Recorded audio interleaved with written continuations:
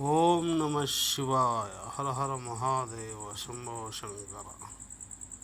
బ్రాహ్మణ భోజనం శ్రీశైలంలో మరి ఏ విధంగా జరుగుతుందో చూద్దాం. పెరుగు, అరిటాకు, చట్నీ వేస్తున్నారు. ఇక్కడ బ్రాహ్మణులకు లడ్డు ప్రసాదము, అలాగే అన్నప్రసాదము పెడుతున్నటువంటి అక్కడ అయ్యవార్లను మనము చూడవచ్చు. ఈయనైతే అంగీడ్ చేస్తున్నాడు. ఇదేం ఆచారమో ఏమో నాకు అర్థమైతే లేదు. ఏదో దారం పూస కట్టుకున్నాడు మెడకు.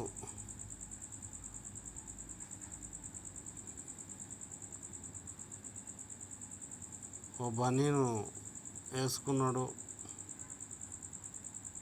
ఇక్కడ అన్నం వడ్డిస్తారు. బ్రాహ్మణులు తినే భోజనం ఈ విధంగా ఉంటుందో మనం చూడలేదు ఎప్పుడు.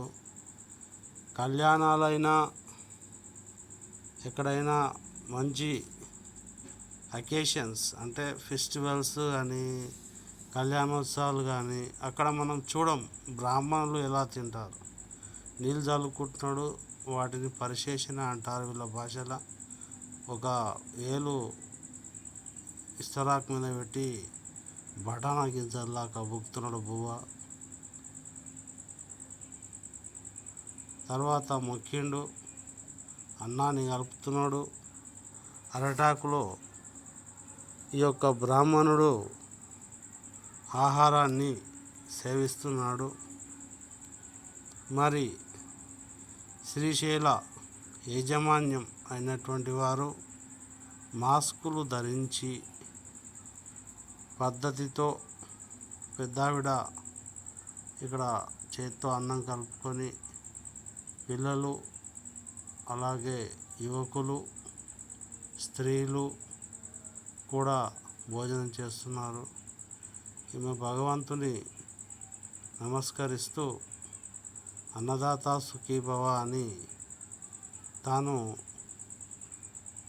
భగవంతుని కాడికి వెళ్ళి తెచ్చుకున్న పులిహోరను కూడా తాను తిని ఇంకొక భక్తురాలకి ఇచ్చింది. ధ్యానం చేస్తూ ఈ విధంగా తింటారు బ్రాహ్మణులు.